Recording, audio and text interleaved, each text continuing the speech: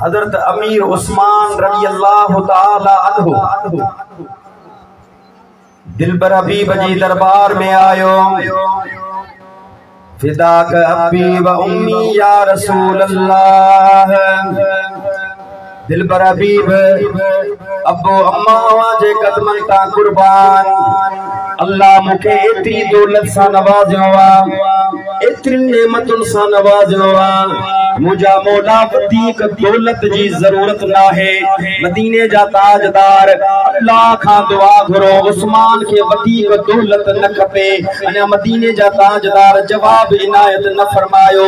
अल्लाह जी ज़ात बाबरकात जे तरफा जिब्राइल लही थो अचे। अगर तव्हां जी नज़र में को एड़ो माण्हू आहे जो चवे तो मुखे दौलत न खपे, पर हाँ ए मुसलमान कलमे पढ़ण वारन मां हिकड़ो शख्स आहे जंहिंखे दुनिया हजरत उस्मान गनी ज़ुन्नूरैन जे नाले सां याद कंदी आहे। मदीने जा ताजदार खामोश आहिनि। हजरत जिब्राइल अलैहिस्सलाम आयो अल्लाह जे हबीब जी दरबार में अर्ज़ थो करे, इन्नल्लाह युक़रिउक सलाम। दिलबर हबीब अल्लाह अवादे सलाम मोकिलिया आहिनि।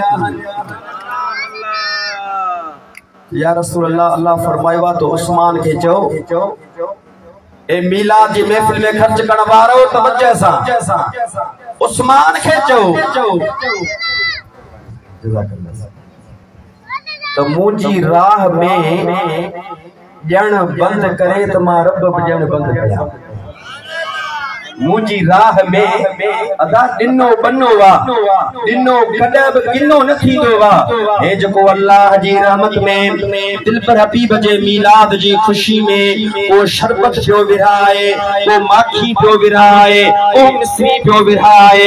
हे मुझा अदा को पाजो टाइम कढी करे पाजे आमना जे लाल जे जिक्र जे लाए गज छायो। याद रखो दिलबर हबीब जा उम्मतियो, अमीर उस्मान जे दरवाजे ते हिकड़ो साइंस हो अचे। दरवाजो खड़काए या उस्मान अल्लाह जे नाले ते खैरात खपे। हजरत अमीर उस्मान उनके तह दीनार दिना जरूरत पूरी न थी, वरी मोटी आयो। सखी जो दरब इयो हो।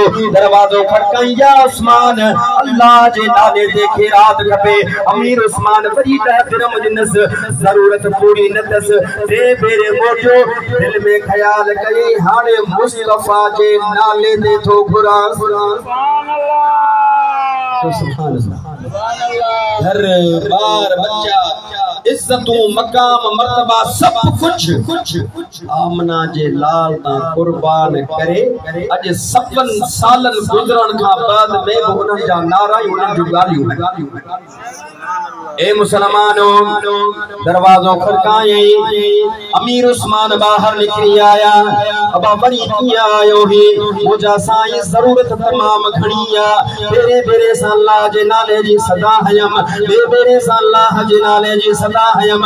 अज मुस्तफा जो नालो खणी आयो हां। अमीर उस्मान पंजे घर में पर्दो कराए, वली चादर लगराए।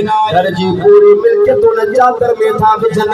रोकड़ बि उन में हन, दौलत बि उन में आ, मिल्कियत बि उन में आ। साइल रोई करे अर्ज़ करे उस्मान हे छा था कयो। अमीर उस्मान तो फरमाए मुझा साइल जेकर हबीब न अचन हा, तू बि न हुजी हा, मां बि न हुजा हा। जेकर हबीब न अचे हा त रब जी सुञाणप बि न थी सघे हा। पोए सब कुछ लुटाइण असां अमीर उस्मान खां सिखिया आहियूं। इहा आहे इश्क जी हिकड़ी झलकी। मदीने जे मीर मक्कतुल मुकर्रमा जी उन वक्त में 5 लख आबादी आ। हिकड़ो शख्स आ जेको रहे तो उन जो नालो आहे मुसअब बिन उमैर। पंहिंजे पीउ खे अकेलो पुत्र पर एतिरो दादलो जो उनजा कपड़ा यमन मां सिबजी ईंदा हा। जको हिक दफो वगो पाए वरी जिंदगी में उन वगे के हथ न लाए। आई उन जो वालिद एतरो त अमीर हो, अतुर जो व्यापारी हो।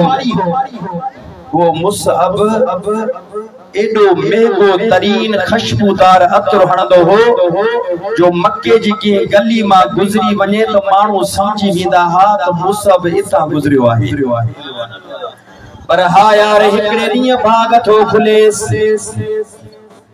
मक्के जी गली मां अचे पियो सामू मदीने जा मीर पिया अचनि कॾहिं बि दिल पर हबीब जो दीदार कोन कयो हे मुस्तफा के कोन ॾिठो हे दिल पर हबीब सामू आया मुसब एतिरो त खूबसूरत हो एतिरो त हसीन जमील हो जॾहिं हबीबन जी ज़ाते बाबरकात नज़र पियसि पेरनि खां वठी वारनि ताईं मुस्तफा खे ॾिसे पियो मदीने जे ताजदार उन मुसअब जे ॿिन्ही गलनि ते हथ विझी था फरमाइनि ए मुसअब छा थो ॾिसी मुसअब खां छिरक निकिरी वियो मुंहिंजा साईं मां त तव्हांखे नथो सुञाणा अमां केरु आहियो हबीबन फरमायो मां मुहम्मद रसूलुल्लाह आहियां मुसअब तो चवे मुंहिंजा साईं अमां जो ज़िक्र वॾो ॿुधो आहे अमां जो शान वॾो ॿुधो आहे मक़ाम वॾो ॿुधो आहे पर मुंहिंजो पीउ इस्लाम जो दुश्मन आहे मुंहिंजी मां बि इस्लाम जी दुश्मन आहे पर साईं मां कलमो पढ़ण थो चाहियां हबीबन फरमायो ए मुसअब